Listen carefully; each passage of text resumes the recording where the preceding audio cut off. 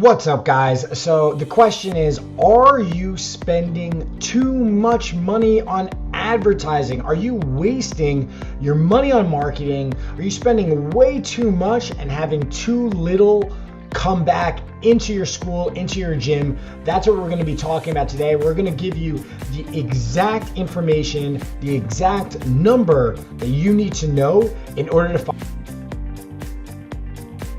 Here's the calculation that you need to know to figure this out.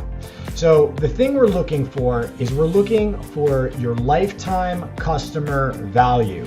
So lifetime customer value is just a crazy fancy way of saying, hey, on average, what is a new student, what's a new member worth in revenue to my business? Now, if you don't want to do this calculation yourself, what's cool is with products like MindBody Online or Zen Planner, they have features that will literally let you just go in and figure this out, as long as you've been taking customers on and off as their memberships have canceled or whatever. So what I'm also showing you over here is there's this spreadsheet, which we'll work off today. You can use this spreadsheet, you can download this so you can use it for yourself, but I'll walk you through line by line exactly what we're looking at. So in this first row, you'll see it's the type of customer.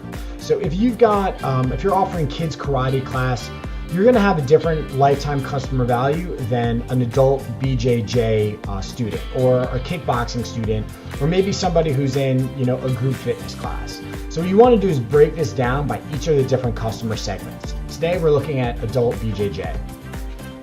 First thing is, what is the average monthly revenue? So I know that you probably have all sorts of crazy plans, of like what people can, offer, an unlimited or, less than that, or maybe they're buying a 10-pack or whatever.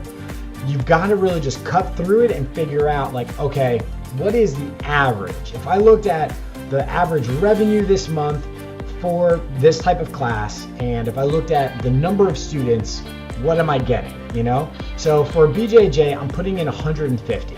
So I live in the New Jersey area. Some schools charge 180, some schools charge 220, but I know in other parts of the country, they're going to charge a little bit less also.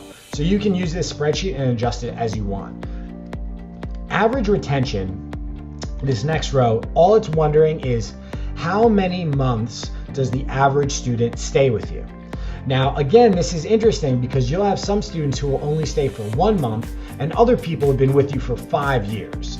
So one thing I can offer is that Fabio Gurgel over at Alliance Jiu-Jitsu, he's been tracking these numbers for a long time, and he found out that the average retention for a BJJ student is about 14 months.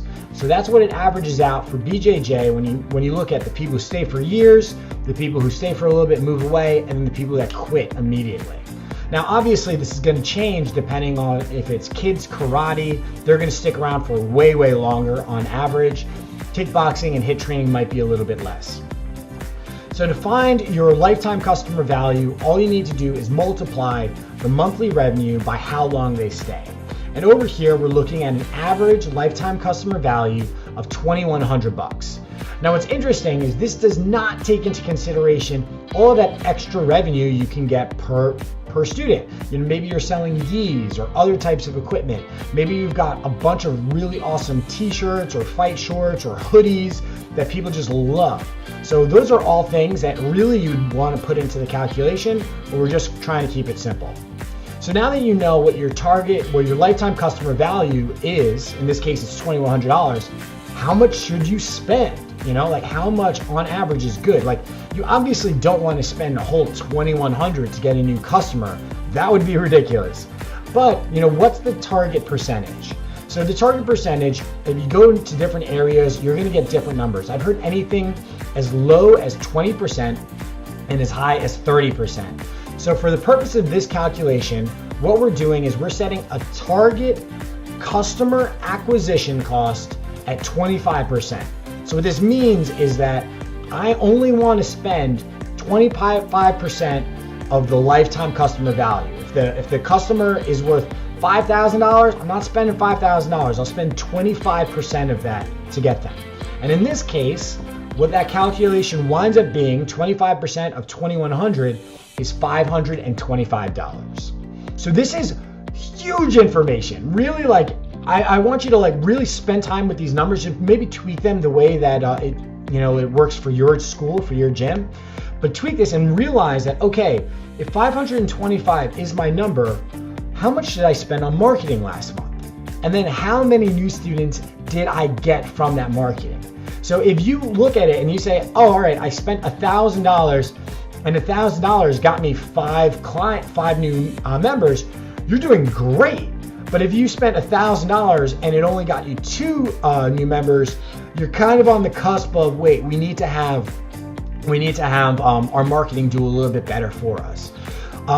You may, by the way, be looking at this and thinking to yourself, oh my God, I can't believe it's so high. Meaning, I can't believe that is really how much I can be spending.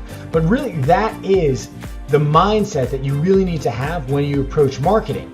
Because not only will that 525 get you a new student, but that new student that new member has the potential to refer you even more new members.